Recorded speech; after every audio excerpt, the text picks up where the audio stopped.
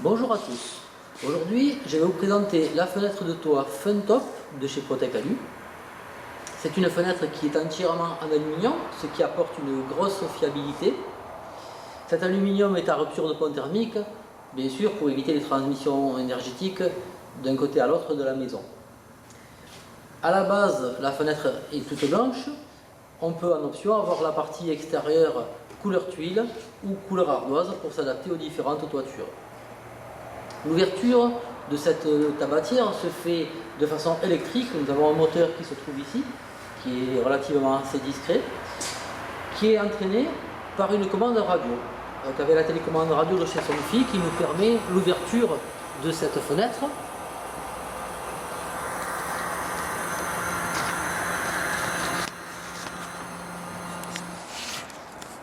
Voilà, cette ouverture est bien sûr modulable et peut se faire à la hauteur désirée. Au niveau du vitrage, tous les vitrages sont un vitrage à contrôle solaire avec la partie supérieure en 6 mm afin de résister aux grêles et aux intempéries. L'intercalaire entre les deux verres est de 16 mm rempli d'argon avec un intercalaire en résine afin d'éviter les transmissions énergétiques, et le vitrage de dessous sur la face inférieure est un vitrage de sécurité feuilleté afin de protéger les personnes. Cette fenêtre de toit se destine à être posée soit dans les panneaux sandwich de toiture de véranda, soit sur les toitures tuiles traditionnelles. Dans le cas du panneau sandwich des toitures de véranda, il suffit juste de découper le panneau de la toiture et d'y mettre à l'intérieur, évidemment, la fenêtre de toit. La découpe du trou en dimension standard est de 700 mm de large par 790 de haut.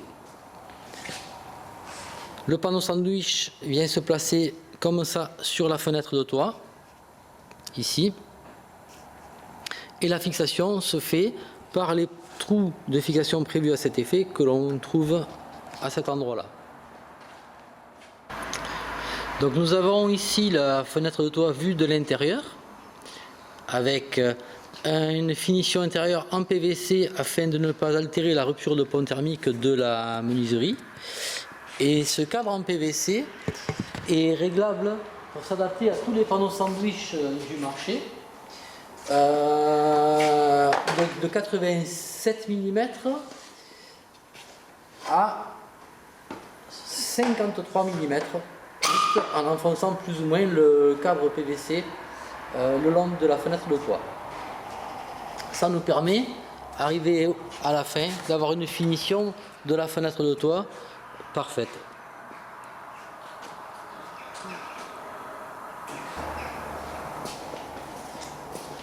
Voilà, j'ai donc remis ma fenêtre de toit à l'endroit. Pour la pose de la fenêtre dans les panneaux sandwich, après avoir fait la découpe du panneau sandwich à la bonne dimension, vérifier que celui-ci soit propre, faire un cordon de silicone sur le bord du trou à côté extérieur et côté intérieur. Le silicone côté extérieur va venir s'écraser ici sur la fenêtre de toit et parfaire l'étanchéité entre la fenêtre de toit et le panneau. Et le silicone intérieur, lui, va venir coller le cadre de finition de PVC intérieur, qu'il faudrait coller avec 4 bouts d'adhésif le temps que le mastic sèche. Fixer définitivement la fenêtre de toit avec les 4 vis autoperceurs prévus à cet effet. Voilà, le travail est quasiment fini. Il ne reste plus que le branchement électrique. Vérifiez où se trouve sa phase chez vous. Coupez l'électricité après, bien sûr. Branchez toujours le fil bleu du moteur sur le neutre, jamais sur la phase.